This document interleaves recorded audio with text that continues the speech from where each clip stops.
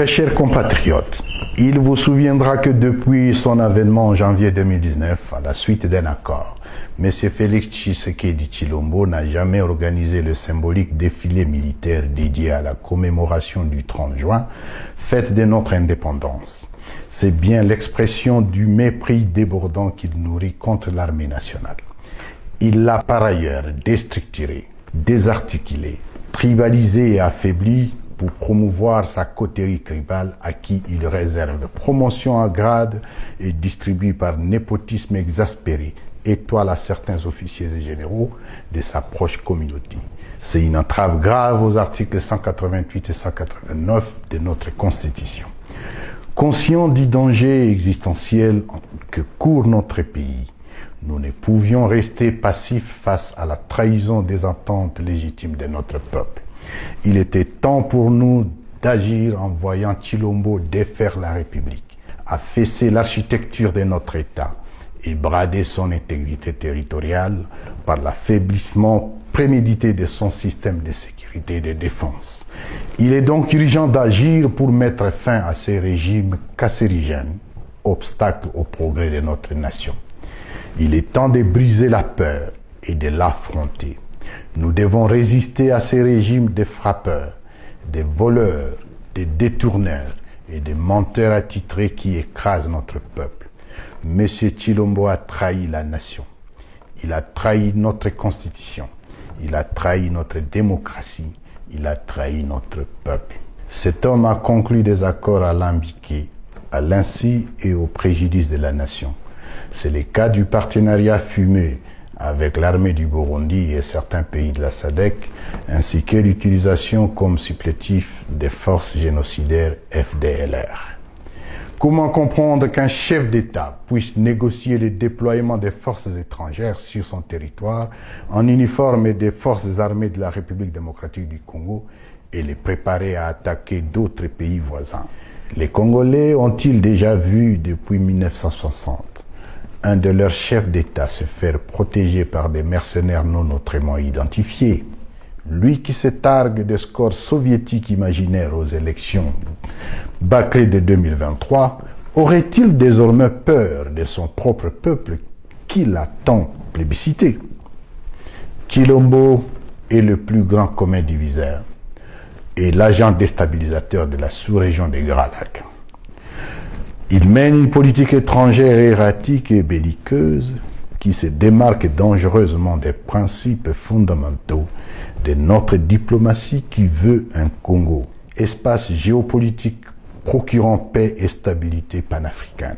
Sans vision stratégique ni objectif spécifique, sa diplomatie privilégie de nombreux voyages dispendieux avec sa clique tribale et son obstination maladive à enflammer des conflits dans la région. En cette commémoration du 64e anniversaire de notre indépendance, notre pays est dans un état d'effondrement et d'inefficacité d'apporter des réponses aux attentes de ses citoyens. Sécurité, nourriture, soins médicaux, éducation, emploi, logement, électricité, salubrité, pouvoir d'achat, tous les indicateurs sont au rouge. La République démocratique du Congo se classe au 164e rang sur 174 pays selon l'indice du capital humain 2020. Plus de 25 millions de Congolais sont exposés à l'insécurité alimentaire et à la crise d'urgence, dont environ 6 millions en Ituri, au nord et sud Kivu. Le nombre de déplacés internes est estimé à près de 7 millions. En 5 ans, la dette nationale a atteint 10 milliards de dollars, fruit de la corruption du régime, se rapprochant dangereusement du niveau d'avant-annulation de 2008. L'inflation est chronique, avec un taux supérieur à 25%. Le taux d'accès à l'électricité est le plus bas du continent, soit moins de 15%. Nous pourrions continuer cette litanie de constats catastrophiques, de gestion maléfique, sous cette gouvernance erratique et improductive, mais là n'est pas le propos. Entre-temps, à Goma, comme à Beni, Lubero En Ituri et à Lubumbashi, les Congolais sont tués quotidiennement par dizaines. Oui, ils sont tués, massacrés des fois par la propre garde de Chilombo, alors que lui seul n'a jamais été au courant de rien. L'important pour lui, c'est garantir ces moments de jouissance, des voyages inutiles, des orgies, des célébrations et des loisirs au stade.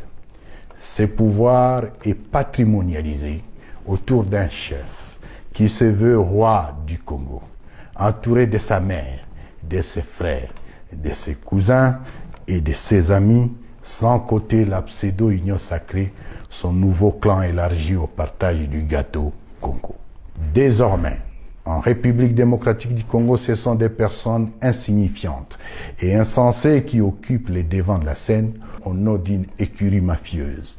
Seule cette oligarchie tribalo-mafieuse peut manger, boire, se soigner, se loger et vivre luxueusement au détriment du peuple qui, lui, manque de tout. Nous n'avons qu'une seule solution, le mettre hors d'état de nuire. C'est la demande sociale congolaise aujourd'hui. La lutte engagée doit être efficace, générale et totale. Il est vrai que mener cette lutte à partir des zones non encore libérées vous expose à la prison, l'exil ou à la mort. Prenez le courage pour votre pays. Personne d'autre ne le fera pour vous. Voilà pourquoi nous avons opté pour la résistance révolutionnaire. Nous sommes au temps d'engagement et de sacrifice. Prendre notre destin en main. Très chers compatriotes, l'ennemi commun de tous les Congolais, c'est bel et bien M. Chilombo et son union sacrée pour la nation. Nous lançons un vibrant appel à tous nos compatriotes afin de mutualiser nos forces et nos efforts pour barrer la route au funeste projet de monarchisation de la République et à toutes les forfaitures en gestation de la part de Chilombo et sa bande. Aux éléments des forces de défense et de sécurité, déshumanisés et clochardisés par Chilombo, rejoignez la révolution. Elle est constitutionnelle.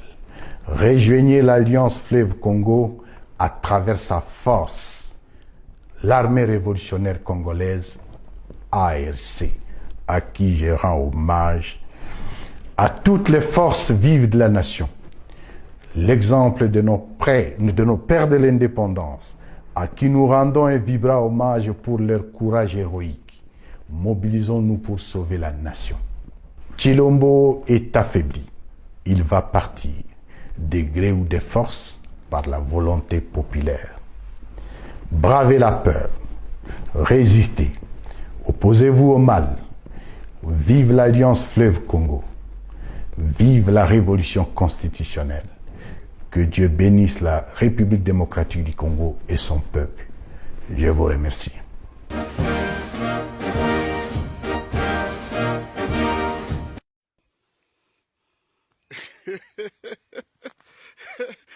Fachi, ça va? Glycémie, c'est bon? La tension, correcte?